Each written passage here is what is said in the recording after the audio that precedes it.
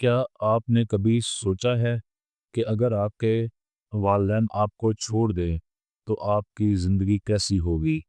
लेकिन अफ़सोसनाक हकीकत ये है कि आज हम खुद अपने वालिदैन को तन्हा छोड़ रहे हैं। ये कहानी है अहमद की, जो अपनी माँ को ओल्ड एज होम छोड़ आया, मगर 5 दिन बाद ऐसा हुआ कि सबकी आंखों में आंसू आ गए। ये कहानी सुनकर शायद आपका दिल भी पिघल जाए। अहमद एक कामयाब बिजनेसमैन था, जिंदगी में सब कुछ था, दौलत, शोहरत, बड़ी गाड़ी, आलीशान घर, मगर इसकी माँ ज़ैनब बेगम, जो इसे बचपन में उंगली पकड़कर चलना सिखाती रही, आज बूढ़ी हो चुकी थी। इनकी सेहत गिर रही थी, वो अक्सर बीमार रहती और अहमद को इनकी देखभाल करना बोझ लगने लगा था। एक दिन इसने फैसला किया कि वो अपनी माँ को ओल्ड एज होम छोड़ आएगा ताकि वो अपनी ज़िंदगी सुकून से गुजार सके। माँ ने आंसू भरी आंखों से अपने बेटे को देखा, मगर कुछ ना कहा। वो जानती थी ये वही बेटा है जिसके लिए इसने अपनी पूरी ज़िंदगी वक्फ कर दी, मगर आज वही बेटा इसे अपने घर में रखने के लिए तैयार नहीं। ज़ैनब बेगम को ओल्ड होम में छोड़ने के बाद अहमद अपनी मसरूफ ज़िंदगी में मगन हो गया।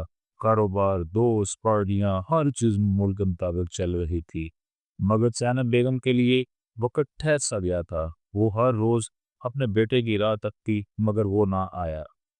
ओल्ड होम में कई बुजुर्ग मौजूद थे, मुझको इनके बच्चे कभी कभार देखने आते, मगर ज़ैनब बेगम की तरफ कोई नहीं आया।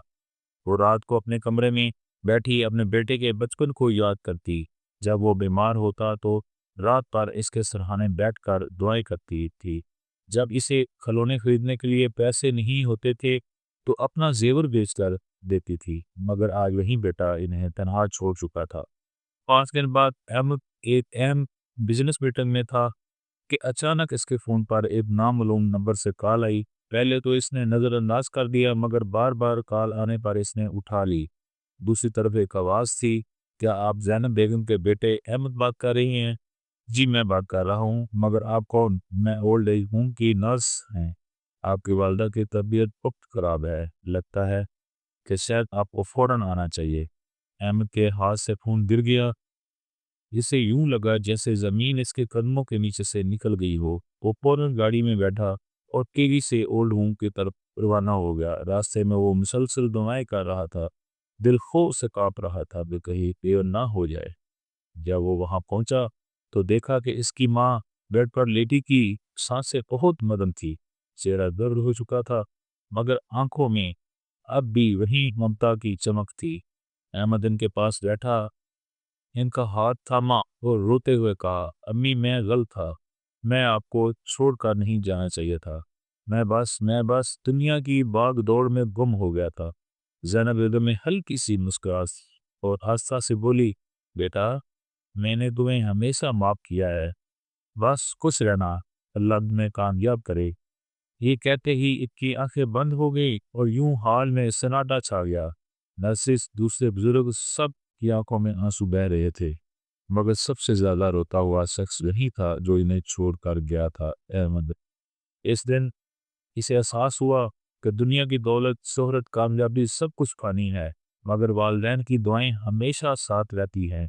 वो माँ जिसे इसने बोझ समझकर छोड़ दिया था, वहीं इसकी सबसे बड़ी नेमत थी। अगर आपके वालिदैन जिंदा हैं तो इनकी कदर करें, क्योंकि जब वो चले जाएंगे तो सिर्फ पछतावा रह जाएगा। अगर आपको ये कहानी पसंद आई हो तो वीडियो को लाइक करें, चैनल को सब्सक्राइब करें और हमें कमेंट में बताइए, क्या आपने कभी ऐसा कोई वाकया देखा या सुना है?